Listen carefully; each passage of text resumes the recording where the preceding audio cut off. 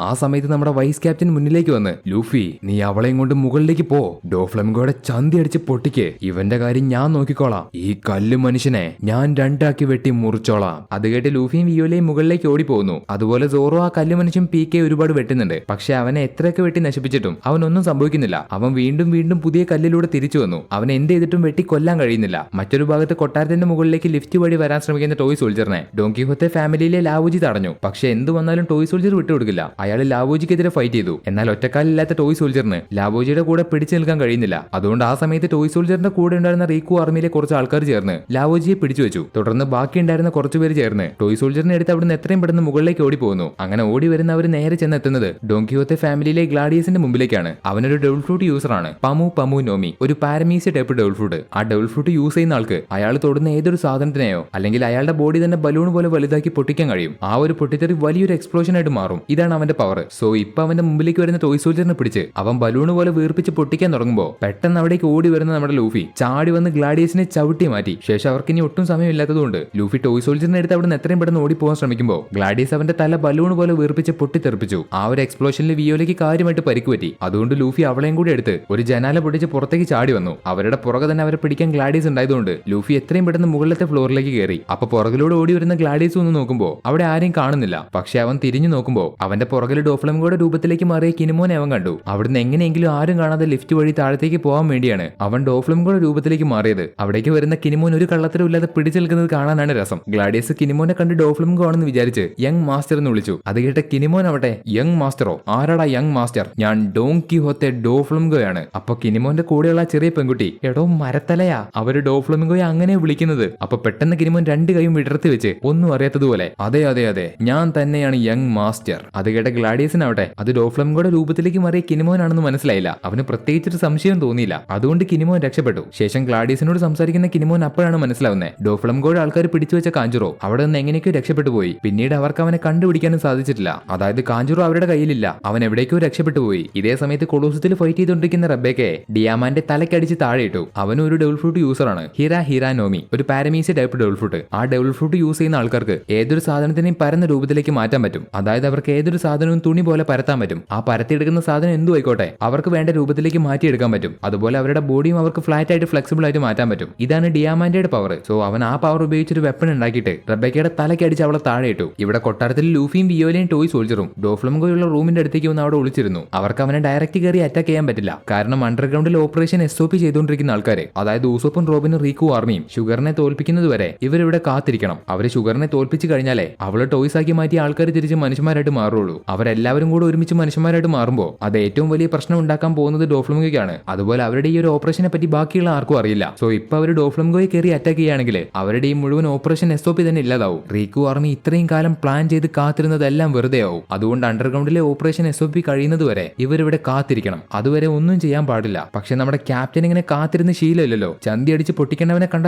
ചാടി അടിക്കണം. അതാണ് നമ്മുടെ ക്യാപ്റ്റന്റെ മുൻവഴക്കം. പക്ഷെ ഇങ്ങനെ ഒരു സാഹചര്യം ആയതുകൊണ്ട് ലൂഫിക്ക് ഇങ്ങനെ അടങ്ങിയിരുന്ന് ശീലമില്ലാഞ്ഞിട്ട് പോലും അവൻ അവിടെ എങ്ങനെയൊക്കെയോ പിടിച്ചു നിൽക്കുകയാണ്. അണ്ടർഗ്രൗണ്ടിലെ എക്സിക്യൂട്ടീവ് ടവറിലുള്ള ഷുഗറിനെ അവർക്ക് തോൽപ്പിക്കണമെങ്കിൽ അവളെ പ്രൊട്ടക്ട് ചെയ്യാൻ അവളുടെ കൂടെയുള്ള ട്രബിളിനെ അവരെങ്ങനെയെങ്കിലും പുറത്തേക്ക് കൊണ്ടുവരണം. അതുകൊണ്ട് ട്രബിളിനെ പുറത്തേക്ക് കൊണ്ടുവരാൻ വേണ്ടി റീക്കു ആർമിയിലെ ആൾക്കാർ എക്സിക്യൂട്ടീവ് ടവറിന്റെ പുറത്തൊരു പ്രശ്നം ഉണ്ടാക്കി. ശേഷം അവിടുത്തെ ഗാർഡ്സിന്റെ ഡ്രസ് എടുത്തിട്ട് വരുന്ന റോബിൻ പുറത്തൊരു പ്രശ്നമുണ്ടെന്ന് പറഞ്ഞ് അവള് ട്രബിളിനെ എത്രയും പെട്ടെന്ന് പുറത്തേക്ക് കൊണ്ടുവന്നു. ഇപ്പൊ എക്സിക്യൂട്ടീവ് ടവറിൽ ഒറ്റയ്ക്കായ ഷുഗറിന്റെ കയ്യിലുള്ള ഗ്രേപ്പ് ഇട്ട് വെച്ച ബാസ്ക്കറ്റില് റീക്കു ആർമിയിലെ ലിയോ അവള് പോലും കാണാതെ അവന്റെ കയ്യിലുള്ള ഗ്രേപ്പ് കൊണ്ടുവന്ന് വെച്ച് എത്രയും പെട്ടെന്ന് തിരിച്ചു വന്നു. ഇനി ആ ഗ്രേപ്പ് ഷുഗർ കഴിച്ചാൽ മാത്രം മതി, അവരുടെ ഓപ്പറേഷൻ SOP ജയിക്കും. അങ്ങനെ എല്ലാവരും ഷുഗർ ആ ഗ്രേപ്പ് തിന്നാൻ വേണ്ടി കാത്തു നിൽക്കുമ്പോൾ അവൾക്ക് ആ ഗ്രേപ്പിൽ എന്തോ ഒരു പോയിസൺ ഉണ്ടെന്ന് മനസ്സിലായി. അതുകൊണ്ട് അവൾ ആ ഗ്രേപ്പ് മാത്രം പുറത്തേക്ക് വലിച്ചെറിഞ്ഞു. അത് കാണുന്ന റീക്കു ആർമിയിലെ ആൾക്കാർ അവിടെ ഇനി നോക്കി നിന്നിട്ട് ഒരു പ്രയോജനമില്ല. എങ്ങനെയെങ്കിലും അവളെ പിടിച്ചു വെച്ച് ആ ഗ്രേപ്പ് അവളെ കൊണ്ട് കഴിപ്പിക്കാൻ തീരുമാനിച്ചു. അവളെ പിടിച്ചു വെക്കാൻ വേണ്ടി റീക്കു ആർമിയിലെ പകുതി ആൾക്കാർ അവൾക്ക് നേരെ ചാടി വന്നു. പക്ഷെ അവളെ കാണുന്നത് പോലെ അവൾ അത്ര നിസാരക്കാരിയല്ല. അവൾക്ക് നേരെ വരുന്ന റീക്കു ആർമിയിലെ എല്ലാ ആൾക്കാരെയും അവൾ തൊട്ട് ടോയ്സ് ആക്കി മാറ്റി. എന്നിട്ട് ആ ടോയ്സ് ആക്കി മാറ്റിയ ആൾക്കാരെ ഉപയോഗിച്ച് അവൾ അവിടെയുള്ള ബാക്കിയുള്ള ആൾക്കാരെ അറ്റാക്ക് ചെയ്യിപ്പിച്ചു. ഇപ്പൊ പുറത്തേക്ക് വന്ന ട്രബിളിനെ ഷുഗർ വിളിച്ച് ഇത് അവർക്കുള്ള ഒരു ട്രാപ്പാണ്, കുറച്ച് ആൾക്കാർ ചേർന്ന് അവരെ തോൽപ്പിക്കാൻ വെച്ച പ്ലാൻ ആണെന്ന് പറഞ്ഞു. അപ്പൊ അതൊരു ചതിയാണെന്ന് മനസ്സിലാക്കുന്ന ട്രബിൾ പെട്ടെന്ന് അവന്റെ പവർ കൊണ്ടൊരു ഷിപ്പ് തൂക്കിയെടുത്ത് ആ എക്സിക്യൂട്ടീവ് ടവർ മുഴുവൻ അടിച്ച് തകർത്തു. എന്നിട്ട് അവൻ റീക്കു ആർമിയിലെ ആൾക്കാരെ മുഴുവൻ പിടിച്ചു വെച്ചു. അവൻ ഊസോപ്പിനെയും റോബിനെയും മാത്രം കിട്ടിയില്ല. ഈ ട്രബിളിന്റെ ഡബിൾ ഫ്രൂട്ട് പവർ എന്താണെന്ന് വെച്ചാൽ അവന്റെ ശരീരത്തിൽ നിന്ന് ഒരു തരം ഒട്ടിപ്പിടിക്കുന്ന പശ പോലെയുള്ള സ്ലൈം ഉണ്ടാക്കാൻ പറ്റും. അതായത് ഒരു മ്യൂക്കസ് പോലെ ആ സ്ലൈം ഒട്ടിപ്പിടിക്കുന്നത് കൂടാതെ അത് നല്ല സ്ട്രോങ് ആണ്. അതുപോലെ തീ കൊണ്ട് കത്തിച്ചാൽ അത് പെട്ടെന്ന് കത്തിപ്പിടിക്കും. അവന്റെ ശരീരത്തിൽ നിന്ന് വരുന്ന ആ ഒരു സ്ലൈം ഉപയോഗിച്ചിട്ടാണ് അവൻ റീക്കു ആർമിയിലെ ആൾക്കാരെ പിടിച്ചു വെച്ചിരിക്കുന്നത്. എന്നിട്ട് അവരെയും ചേർത്ത് അവൻ ആ ആ ഒരു സ്ലൈം കത്തിച്ചു. അങ്ങനെ ലിയോ അടക്കം റീക്കോ ആർമിയിലെ എല്ലാവർക്കും പരിക്ക് പറ്റി. പക്ഷെ എന്നിരുന്നാൽ പോലും അവർക്ക് എണീറ്റ് നടക്കാൻ പറ്റുന്നതുകൊണ്ട് അവർ അവസാനം വരെ പോരാടാൻ തീരുമാനിച്ചു. അവരെ കൊണ്ട് കഴിയില്ലെങ്കിൽ പോലും എങ്ങനെയെങ്കിലും ഡോഫ്ലമിംഗോയെ തോൽപ്പിച്ച് ഡോഫ്ലമിംഗോ കാരണം അവിടെ കഷ്ടപ്പെടുന്ന ബാക്കിയുള്ള ആൾക്കാരെ സഹായിക്കാൻ വേണ്ടി അവരെല്ലാവരും വീണ്ടും എണീറ്റു. ഈ സ്ഥലത്തിന്റെ തൊട്ടപ്പുറത്ത് അവരുടെ ട്രൈബിലെ ബാക്കിയുള്ള ആൾക്കാരെ പറഞ്ഞ് പറ്റിച്ച് പണിയെടുപ്പിച്ചുകൊണ്ടിരിക്കുകയാണ്. അവരുണ്ടാക്കുന്ന ആ സ്മൈല് ആർട്ടിഫിഷ്യൽ ആയിട്ടുള്ള ആ ഡോൾ ഫ്രൂട്ട് സാധാരണ ആപ്പിൾ ഉണ്ടാവുന്നത് പോലെ ഒരു മരത്തിലാണ് ഉണ്ടാവുന്നത്. പക്ഷേ SAD എന്ന് പറയുന്ന ആ ഒരു കെമിക്കൽ കാരണമാണ് അതെല്ലാം ആർട്ടിഫിഷ്യൽ ആയിട്ടുള്ള ഡബിൾ ഫ്രൂട്ട് ആയിട്ട് മാറുന്നത്. അതൊരു ഡബിൾ ഫ്രൂട്ട് ആണെന്ന് പോലും അവിടെ പണിയെടുക്കുന്ന ആർക്കും അറിയില്ല. അവരെ എല്ലാവരെയും പറഞ്ഞ് വിശ്വസിപ്പിച്ചത് അതൊരു മരുന്നാണെന്നാ. മാൻഷേരി എന്ന് പറയുന്ന അവരുടെ രാജകുമാരിയുടെ അസുഖം മാറാനുള്ള ഒരു മരുന്ന്. ആ രാജകുമാരിക്ക് എത്രയും പെട്ടെന്ന് ഒരുപാട് മരുന്ന് വേണം എന്ന് പറഞ്ഞ് അവരോട് കള്ളം പറഞ്ഞിട്ടാണ് അവരെ കൊണ്ട് അവിടെ പണിയെടുപ്പിക്കുന്നത്. അവർക്ക് മര്യാദയ്ക്ക് ഭക്ഷണം പോലും കൊടുക്കില്ല. അവർ മറുത്ത് എന്തെങ്കിലും പറയുകയാണെങ്കിൽ അല്ലെങ്കിൽ രാജകുമാരിയെ കാണാൻ പറ്റുമെന്ന് ചോദിക്കുകയാണെങ്കിൽ അവരോട് വീണ്ടും വീണ്ടും ഈ കള്ളം പറഞ്ഞുകൊണ്ടിരിക്കും. അത് കേട്ട് ഒന്നും അറിയാത്ത ആ പാവങ്ങൾ അത് വിശ്വസിക്കുകയും ചെയ്യും. അവരെ പറ്റിക്കാൻ ഭയങ്കര എളുപ്പമാണ്. അതുകൊണ്ട് എന്തൊരു കള്ളം പറഞ്ഞാൽ അവർ വിശ്വസിക്കും. അങ്ങനെയുള്ളൊരു മനുഷ്യന്മാരാണ് ഈ ടൊണ്ടാറ്റോ ട്രൈബിലെ റീക്കോ ആർമിയിലെ ആൾക്കാർ. ഒന്നും അറിയാതെ പണിയെടുത്തുകൊണ്ടിരിക്കുന്ന അവരെ എങ്ങനെയെങ്കിലും സഹായിക്കണമെങ്കിൽ പുറത്തുള്ള റീക്കോ ആർമി വിചാരിക്കണം അവർ എന്തെങ്കിലുമൊക്കെ ചെയ്യണം. അതുകൊണ്ട് ബാക്കിയുള്ളവരെ സഹായിക്കാൻ വേണ്ടി ആ രാജ്യത്തിന്റെ ഇരുണ്ട വശം മാറ്റാൻ വേണ്ടി അവർ എന്ത് വേണമെങ്കിലും ചെയ്യുമെന്ന് ഊസോപ്പിനോട് പറഞ്ഞു. കൂടാതെ അവരുടെ കമാൻഡർ ആ ഒറ്റക്കാലുള്ള ടോയ് സോൾജർ അയാളുടെ ശരിക്കുള്ള പേര്, അതായത് അയാൾ മനുഷ്യനായിരുന്ന സമയത്ത് അയാളുടെ പേര് കീറോസ് എന്നാണ്. ഈ ഡ്രസ് റോസയിലെ ഒരു ലെജൻഡറി ഗ്ലാഡിയേറ്റർ, കൊളോസത്തിൽ ഫൈറ്റ് ചെയ്ത് ഒരിക്കലും തോൽക്കാത്ത ഒരു ഹീറോ. കീറോസ് എന്ന പേര് ആ രാജ്യത്തുള്ള എല്ലാവർക്കും ഓർമ്മയുണ്ട്. അയാൾ ആരാണെന്ന് എല്ലാവർക്കും അറിയാം. പക്ഷേ 10 വർഷങ്ങൾക്ക് മുമ്പ് അയാൾ എവിടെയാണ് പോയതെന്ന് ആർക്കും അറിയില്ല. അയാൾ ഏകദേശം 3000 പ്രാവശ്യം ഫൈറ്റ് ചെയ്തിട്ടുണ്ട്. ആ ഒരു ഒറ്റ ഫൈറ്റിൽ പോലും അയാൾ തോറ്റിട്ടില്ല. ഈ ഡ്രസ് റോസയിൽ ആദ്യമായിട്ട് ഷുഗർ ടോയ് ആക്കി മാറ്റിയത് കീറോസിനെയാണ്. പക്ഷെ അവൾ പറയുന്നത് കീറോസ് അനുസരിക്കില്ല. അതിന് കാരണം എന്താണെന്ന് വെച്ചാൽ അവൾ അയാളെ ടോയ് ആക്കി മാറ്റിയ സമയത്ത് അവൾക്കൊരു തെറ്റ് പറ്റി. അതുകൊണ്ട് കീറോസിനെ അവൾക്ക് കൺട്രോൾ ചെയ്യാൻ കഴിയില്ല. സോ ടോയ് ആയിട്ട് മാറിയ അന്ന് മുതൽ കീറോസ് ഡോഫ്ലമിംഗോയെ തോൽപ്പിക്കാൻ വേണ്ടി പ്ലാൻ ചെയ്തുകൊണ്ടിരിക്കുകയായിരുന്നു. അവർക്ക് എല്ലാവർക്കും ചേർന്ന് അവനെ തോൽപ്പിക്കാൻ ഇപ്പോഴാണ് ഒരു ചെറിയ അവസരം കിട്ടിയത്. അതുകൊണ്ട് കീറോസ് ഒരിക്കലും തിരിഞ്ഞു നോക്കില്ല. അയാൾ അവസാനം വരെ മുമ്പോട്ട് തന്നെ പോകും. ഇത് റീക്കോ ആർമിയുടെയും കീറോസിന്റെ അവസാനത്തെ അവസരമാണ്. ഇത് അവർക്ക് നഷ്ടപ്പെടുത്താനും കഴിയില്ല. അവരെല്ലാവരും മറ്റൊരാളുടെ അടിമയായിട്ടിരിക്കാൻ ആഗ്രഹിക്കുന്നില്ല. ഒരുപാട് കാലം എല്ലാവരെയും പേടിച്ച് അവരെല്ലാവരും അടിമകളാക്കപ്പെട്ടു. അതുകൊണ്ട് അവരിനി തിരിഞ്ഞു ഓടില്ല. എന്ത് വില കൊടുത്തും അവർ ഈ രാജ്യത്തെ രക്ഷിക്കും. അവർ ഇത്രയും കാലം അനുഭവിച്ച കഷ്ടപ്പാടുകൾ വെച്ച് നോക്കുമ്പോൾ അവർക്ക് ഇപ്പൊ സംഭവിച്ച പരിക്കൊന്നുമല്ല. ഈ കാര്യങ്ങളൊക്കെ ഊസോപ്പിനോട് ലിയോ പറഞ്ഞു കൊടുത്തതിന് ശേഷം അവരെല്ലാവരും വീണ്ടും ഷുഗറിനെ കൊണ്ട് ആ ഒരു ഗ്രേപ്പ് കഴിപ്പിക്കാൻ വേണ്ടി തയ്യാറായി. അങ്ങനെ എല്ലാവരും ചേർന്ന് ഷുഗറിന്റെ അടുത്തേക്ക് വരുമ്പോൾ ട്രബിൾ അവന്റെ സ്ലൈം ഉപയോഗിച്ച് അവരെ തടഞ്ഞു. പക്ഷെ അവരുടെ ആ ഒരു ധൈര്യം കണ്ട നമ്മുടെ റോബിൻ അവളുടെ പവർ ഉപയോഗിച്ച് ട്രബിളിനെയും ഷുഗറിനെയും പിടിച്ചു വെച്ചു. ഉടനെ ലിയോ ഒട്ടും സമയം കളയാതെ ആ ഒരു ഗ്രേപ്പ് അവളുടെ വായിൽ കൊണ്ടുപോയി ഇടാൻ പോവാണ്. അങ്ങനെ ലിയോ ഷുഗറിന്റെ അടുത്തെത്തിയതും ഷുഗർ പെട്ടെന്ന് അവളെ പിടിച്ചു വെച്ച റോബിന്റെ കയ്യിൽ തൊട്ടു. ഉടനെ തന്നെ റോബിൻ ഒരു ടോയ് ആയിട്ട് മാറി. ഇനി അവരെ അവിടെ സഹായിക്കാൻ ആരുമില്ല. മുകളിൽ ഫൈറ്റ് ചെയ്തുകൊണ്ടിരിക്കുന്ന ഫ്രാങ്കി ആവട്ടെ താഴേക്ക് വരാൻ ഒരുപാട് സമയമെടുക്കും. അതുകൊണ്ട് ഇനി അവരെ സഹായിക്കാൻ അവിടെ ആരുണ്ട് എന്നിങ്ങനെ നിലത്ത് കിടക്കുന്ന റീക്കോ ആർമിയോട് ട്രബിൾ ചോദിക്കുമ്പോൾ അവരവിടെ ഒരു പേര് പറയും. അവരെ സഹായിക്കാൻ വന്ന അവരുടെ ലെജൻഡറി ഹീറോ ഊസോ ലാൻഡ്. ആ പേര് ലിയോ പറയുന്നത് കേട്ട് എല്ലാവർക്കും സന്തോഷമായി. ആ സമയത്ത് നമ്മുടെ ഊസോപ്പ് അവരെ സഹായിക്കാൻ വരുമെന്ന് നമ്മൾ വിചാരിച്ചാൽ നമുക്ക് തെറ്റി. നമ്മുടെ ഊസോപ്പ് നിനക്കൊക്കെ പ്രാന്താടാന്ന് പറഞ്ഞ് തിരിഞ്ഞോടി. ഊസോപ്പ് അവരെ തിരിഞ്ഞു നോക്കുന്നേ ഇല്ല, ഒരേ ഓട്ടം. അപ്പൊ റീക്കോ ആർമിയിലെ എല്ലാവരും ഊസോ ലാൻഡ് എന്ന് പറഞ്ഞ എല്ലാവരും ഊസോപ്പിന്റെ പേര് വിളിക്കും. അവരെ സഹായിക്കാൻ വന്ന ലെജൻഡറി ഹീറോ ആണെന്ന് പറഞ്ഞ്. പക്ഷെ അത് കേട്ടിട്ട് ഊസോപ്പ് നിൽക്കുന്നില്ല. അവസാനം ട്രബിൾ അവരെ എല്ലാവരെയും ഉപദ്രവിക്കുന്ന ശബ്ദം കേൾക്കുന്ന ഊസോപ്പിനെ തിരിഞ്ഞോടാൻ തോന്നുന്നില്ല. അവരെ സഹായിക്കാൻ അവസാനം നമ്മുടെ ഊസോപ്പ് അവിടേക്ക് വന്ന ഊസോപ്പ് അവരോട് അലറി വിളിച്ച എല്ലാ സത്യങ്ങളും തുറന്നു പറയും. അവൻ അവരെ വിചാരിച്ചു വെച്ച ഊസോലാൻഡ് അല്ല, പകരം അവൻ സ്ട്രോ ഹാർട്സ് പൈററ്റ്സിലെ സ്നൈപ്പറാണ്. ഒരു പൈററ്റ് ആണ്, പേര് ഊസോപ്പ്. അവൻ അവരുടെ അടുത്ത് നിന്ന് രക്ഷപ്പെടാൻ വേണ്ടി മാത്രം അവരോട് കള്ളം പറഞ്ഞതാണ്. പക്ഷെ എന്നിരുന്നാൽ പോലും അവരെല്ലാവരും അവനെ വിശ്വസിച്ചു. അവനെ ഒരു ഹീറോ ആയിട്ട് കണ്ടു. എന്നിട്ടും അവൻ തിരിഞ്ഞോടി പോയാല് അവൻ ഒരിക്കലും മര്യാദയ്ക്ക് കിടന്നുറങ്ങാൻ കഴിയില്ല എന്ന് പറഞ്ഞ് ഊസോപ്പ് അവന്റെ സ്ലിംഗ് ഷോട്ട് കൊണ്ട് ഷൂട്ട് ചെയ്യാൻ തയ്യാറായിട്ട് നിന്നു. എന്നിട്ട് ഊസോപ്പ് അവരോട് അവൻ അവിടെ വെച്ച് എന്തെങ്കിലും സംഭവിച്ചാല് അവനെ ഒരു ഹീറോ ആയിട്ട് കണ്ട് അവന് വേണ്ടി ഒരു പ്രതിമയുണ്ടാക്കി നോലാനിന്റെ പ്രതിമയുടെ തൊട്ടപ്പുറത്ത് വെക്കണമെന്ന് പറഞ്ഞ് അവൻ ട്രബിളിനെ രണ്ടും കൽപ്പിച്ച് ഷൂട്ട് ചെയ്തു. പക്ഷെ ട്രബിളിനൊന്നും സംഭവിച്ചില്ല. പക്ഷെ എന്നാലും ഊസോപ്പ് അവരെ വീണ്ടും അറ്റാക്ക് ചെയ്യും. ഊസോപ്പ് നിർത്താതെ ഒരു മാതിരി അറ്റാക്ക്. അവരെ എങ്ങനെയെങ്കിലും തോൽപ്പിച്ചേ പറ്റുള്ളൂ, അല്ലെങ്കിൽ ഊസോപ്പിന്റെ കഥ അവിടെ വെച്ച് കഴിയും. ആ സ്ഥലത്ത് ടോയ് ആയിട്ട് മാറി പണിയെടുക്കുന്ന ആൾക്കാരും ഊസോപ്പ് ജയിക്കാൻ വേണ്ടിയാണ് പ്രാർത്ഥിക്കുന്നത്. അവൻ എങ്ങനെയെങ്കിലും അവരെ തോൽപ്പിക്കണമെന്ന് മാത്രമേ അവർക്കുള്ളൂ. അങ്ങനെ ഫൈറ്റ് ചെയ്തുകൊണ്ടിരിക്കുന്ന ഊസോപ്പിനെ അവസാനം അവരെ അടിച്ചു കൂട്ടി ട്രബിളിന്റെ സ്ലൈം കൊണ്ട് പിടിച്ചു വെച്ചു. അത് കാണുന്ന എല്ലാവരും അവരുടെ മനസ്സിൽ വിചാരിച്ചു അവർ തോറ്റുപോയെന്ന്. അപ്പൊ പിടിച്ചു വെച്ച ഊസോപ്പിനെ ഷുഗർ ടോയ് ആക്കി മാറ്റുന്നില്ല, പകരം ആ എരിവുള്ള ഗ്രേപ്പ് അവന്റെ വായിലേക്ക് തന്നെ ഇട്ടുകൊടുത്തു. ആ ഒരു സമയം എല്ലാവരും തോറ്റുപോയെന്ന് വിചാരിച്ചു. ഒരു ഭാഗത്ത് ഫ്രാങ്കി, മറ്റൊരു ഭാഗത്ത് തല്ലാൻ വേണ്ടി കാത്തിരിക്കുന്ന നമ്മുടെ ക്യാപ്റ്റൻ. ഇനി എന്ത് സംഭവിക്കുമെന്ന് അറിയാതെ നിൽക്കുന്ന ടോയ് ആയിട്ട് മാറിയ റോബിൻ, അലറി നിലവിളിക്കുന്ന റീക്കോ ആർമി. പെട്ടെന്ന് ഗ്രേപ്പ് വിഴുങ്ങിയ ഊസോപ്പിന്റെ വായിക്കകത്തുനിന്ന് അവരാരും പ്രതീക്ഷിക്കാതെ എരിവ് കൊണ്ട് തീ പുറത്തേക്ക് വന്നു. അത്രയും സ്പൈസ് ഉള്ള ഒരു സോസ് ആണ് അവരതിൽ തേച്ചത്. അപ്പൊ ആ സ്പൈസ് കാരണം അലറി വിളിക്കുന്ന ഊസോപ്പിന്റെ മുഖം ഒരു മാതിരി പേടിപ്പിക്കുന്ന രൂപത്തിലേക്ക് മാറി. അത് കണ്ട് അവന്റെ മുമ്പിൽ നിൽക്കുന്ന ഷുഗർ ആവട്ടെ പേടിച്ച് വരണ്ട അവളുടെ കിളി പോയി. അവൾ അങ്ങനെ ബോധം കെട്ട് താഴെ വീണു. അവരെല്ലാവരും ആഗ്രഹിച്ചതുപോലെ ഷുഗർ ബോധം കെട്ട് താഴെ വീണു. അങ്ങനെ ഷുഗർ കാരണം ടോയ് ആയിട്ട് മാറിയ അവിടെയുള്ള എല്ലാവരും, ആ ഡ്രസ് റോസയിലെ ഒട്ടുമിക്ക എല്ലാ ആൾക്കാരും തിരിച്ച് മനുഷ്യനായിട്ട് മാറി. നമ്മുടെ റോബിൻ, കീറോസ്, കൊളോസത്തിലെ ഫൈറ്റിൽ തോറ്റുപോയ ആൾക്കാര്, അവിടെയുള്ള ഒരുപാട് ആൾക്കാര് എല്ലാവരും ഒരുമിച്ച് തന്നെ തിരിച്ച് മനുഷ്യന്മാരായിട്ട് മാറി.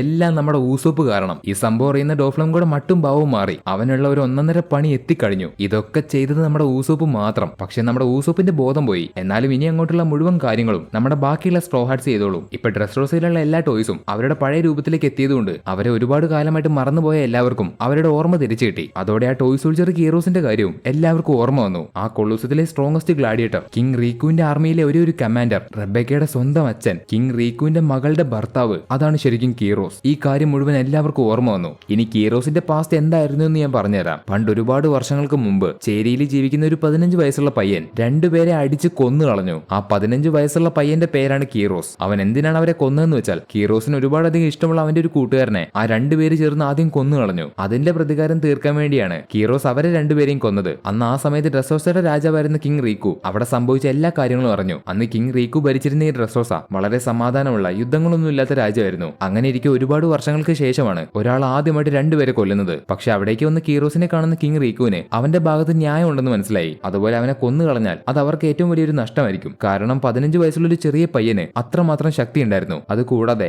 അവരവനെ കൊളൂസത്തിലേക്ക് കൊണ്ടുവന്ന് അവനേക്കാൾ പ്രായം കൂടിയ ഒരാളെ കൊണ്ട് ഫൈറ്റ് ചെയ്യിപ്പിച്ചു. അപ്പൊ ആ ഒരു ഫൈറ്റില് കീറോസ് അയാളെ ഒറ്റയടിക്ക് അടിച്ച് താഴെ ഇട്ടു. അത് കാണുന്ന കിങ് റീക്കു അവിടെ അവനെ വിട്ടുകൊടുക്കാൻ തയ്യാറായില്ല. പക്ഷെ അവിടുത്തെ ജനങ്ങളുടെ കണ്ണില് അവൻ അപ്പോഴും ഒരു കൊലപാതകയാണ്. അവനെ തുറന്നു വിട്ടാതെ അവർക്ക് തന്നെയാണ് പ്രശ്നമെന്ന് അവർ പേടിച്ചു. അതുകൊണ്ട് അവരെല്ലാവരും കീറോസിനെതിരായിരുന്നു. അപ്പൊ കിങ് റീക്കു എന്ത് ചെയ്യുമെന്ന് വെച്ചാൽ അവനെ കൊളോസത്തിന്റെ അകത്തുള്ള ജയിലിൽ അടച്ചു വെച്ചു. ശേഷം കിങ് റീക്കു അടുത്ത 100 മാച്ചിൽ അവൻ ജയിക്കുകയാണെങ്കിൽ അവനെ പരോളിൽ തുറന്നു വിടാന്ന് പറഞ്ഞു. അതിന് സമ്മതിക്കുന്ന കീറോസ് ആ കൊളോസത്തിലെ ഒരു ഗ്ലാഡിയേറ്റർ ആയിട്ട് മാറി. ശേഷം ചുരുങ്ങിയതും കുറച്ച് മാസങ്ങൾ കൊണ്ട് അവന് കൊടുത്ത 100 മാച്ചിൽ അവൻ നിസാരമായിട്ട് ജയിച്ചു. അങ്ങനെ അവനെ തുറന്നു വിടാനുള്ള സമയമായി. പക്ഷെ അപ്പോഴും അവിടുത്തെ ജനങ്ങൾക്ക് അവനോടുള്ള പേടി മാറിയില്ല. അവനെ ഒരു കൊലപാതകയായിട്ട് തന്നെ അവർ കണ്ടു. അതുകൊണ്ട് അന്ന് മുതൽ കീറോസ് ഒരു തീരുമാനം എടുത്തു. അവനെ വേണ്ടാത്ത ജനങ്ങളുടെ അടുത്തേക്ക് അവനും പോകുന്നില്ല എന്ന് പറഞ്ഞ് കീറോസ് കൊളോസത്തിന്റെ അകത്തുള്ള ജയിലിൽ തന്നെ കഴിഞ്ഞു. തുടർന്ന് ഒരുപാട് മാസങ്ങൾ കടന്നുപോയി, ഒരുപാട് വർഷങ്ങൾ കടന്നുപോയി. ഒരു മാച്ചിലും കീറോസ് തോറ്റുപോയില്ല. കൊളോസത്തിൽ തുടർച്ചയായിട്ട് കീറോസ് തന്നെ ജയിച്ചു. അവന്റെ വിജയം 300ആയി, 600ആയി, അതങ്ങനെ 1000ആയി. പതിയെ പതിയെ അവിടെയുള്ള ജനങ്ങൾക്കും അവനെ ഇഷ്ടപ്പെടാൻ തുടങ്ങി. അവനൊരു കൊലപാതകയായിരുന്നു എന്നുള്ള കാര്യം വരെ എല്ലാവരും മറന്നുപോയി. പക്ഷെ അത് കീറോസിന് അങ്ങനെ ആയിരുന്നില്ല.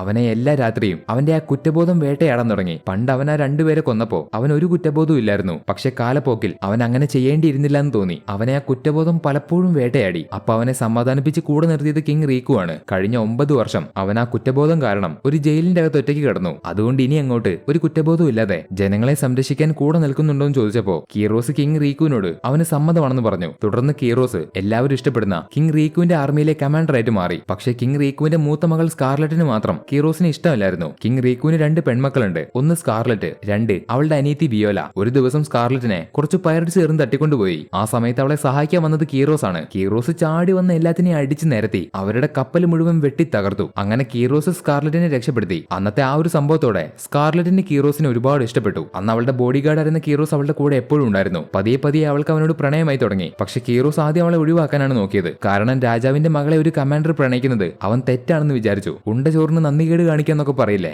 അത് തന്നെ. പക്ഷെ അവരുടെ പ്രണയം രാജാവ് കണ്ടുപിടിച്ചു. പക്ഷെ രാജാവിന് കീറോസിനെ ഇഷ്ടമായിരുന്നു. പക്ഷെ അവിടുത്തെ ജനങ്ങൾ എന്ത് വിചാരിക്കും? രാജാവിന്റെ മകളെ കീറോസ് കല്യാണം കഴിച്ചാല് അവന്റെ പഴയ കാര്യങ്ങളൊക്കെ അവർ ചകഞ്ഞ് പുറത്തേക്ക് കൊണ്ടുവരും. അത് ചിലപ്പോൾ അവരുടെ രാജഭരണത്തിന് വലിയൊരു പ്രശ്നമായിട്ട് മാറും. അതുകൊണ്ട് അവരെ രണ്ടുപേരെയും ഒന്നിച്ച് ചേർക്കാൻ വേണ്ടി കിങ് റീക്കു എന്താണ് ചെയ്തതെന്ന് വെച്ചാൽ സ്കാർലറ്റ് പെട്ടെന്നൊരു അസുഖം വന്ന് മരിച്ചുപോയെന്ന് അവിടെയുള്ള മുഴുവൻ ജനങ്ങളോടും കള്ളം പറഞ്ഞു. തുടർന്ന് കീറോസും സ്കാർലറ്റും ദൂരെ മാറി ആരും കാണാത്തൊരു സ്ഥലത്ത് പോയി സന്തോഷത്തോടെ ജീവിച്ചു. ശേഷം വൈകാതെ തന്നെ അവർക്കൊരു പെൺകുട്ടിയും ജനിച്ചു. അവളുടെ പേരാണ് റെബേക്ക. അതോടെ അവർക്ക് സന്തോഷത്തിന്റെ മുകളിൽ സന്തോഷമായി. തുടർന്നും അവരൊരു പ്രശ്നമില്ലാതെ സന്തോഷത്തോടെ ജീവിച്ചു. പക്ഷെ അവരുടെ ആ സന്തോഷം ഒരു ദിവസം പെട്ടെന്നില്ലാതായി. ആ രാജ്യം പിടിച്ചടക്കാൻ വേണ്ടി വന്ന ഡോഫ്ലംഗോയും അവന്റെ ഡോങ്ക്യുവത്തെ ഫാമിലിയിലെ മെമ്പേഴ്സും അവിടെ മുഴുവൻ പ്രശ്നങ്ങൾ ഉണ്ടാക്കി. കിങ് റീക്കുവിന്റെ പ്രശസ്തിയും ആ രാജ്യത്തെ ആൾക്കാർക്ക് അദ്ദേഹത്തിന്റെ മേലുണ്ടായിരുന്ന വിശ്വാസവും എല്ലാം ഒരൊറ്റ രാത്രി കൊണ്ട് ഇല്ലാതായി. അപ്പൊ രാജാവിനെ സഹായിക്കാൻ വന്ന കീറോസിന്റെ ഒരു കാല് അവര് ചങ്ങലിട്ട് പൂട്ടിവെച്ചു. പക്ഷെ അപ്പൊ കീറോസ് ആവട്ടെ അവന്റെ ആ പൂട്ടിവെച്ച കാല് വെട്ടി മുറിച്ച് ഡോഫ്ലംഗോയുടെ തലയെടുക്കാൻ വേണ്ടി ചാടി വന്നു. പക്ഷെ പെട്ടെന്നാണ് അവിടെ ഉണ്ടായിരുന്ന ഷുഗർ കീറോസിനെ തൊട്ട് ഒരു ടോയ് സോൾജറാക്കി മാറ്റിയത്. എന്നാൽ ആ ഒരു അവസ്ഥയിലും അവൻ രാജാവിനെ എടുത്ത് അവിടെ നിന്ന് രക്ഷപ്പെട്ടു. പക്ഷെ അപ്പൊ രാജാവട്ടെ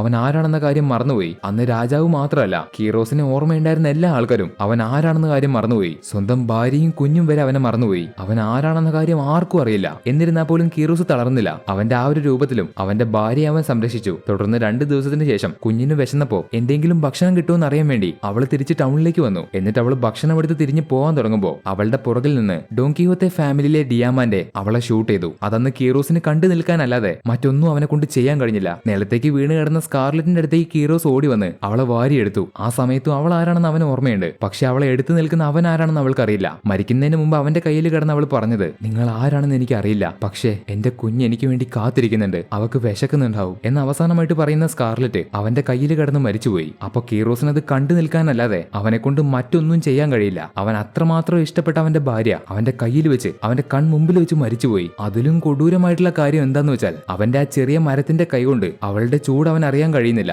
ഒരു തുള്ളി കണ്ണീര് പോലും അവസാനം അവൾക്ക് വേണ്ടി അവന്റെ കണ്ണിൽ നിന്ന് വരുന്നില്ല. ആ ഒരു ചങ്ക് പൊട്ടുന്ന വേദനയില് അവൻ ആ മഴയത്ത് സ്കാർലറ്റ് എന്ന് വിളിച്ച് അലറിക്കരഞ്ഞു.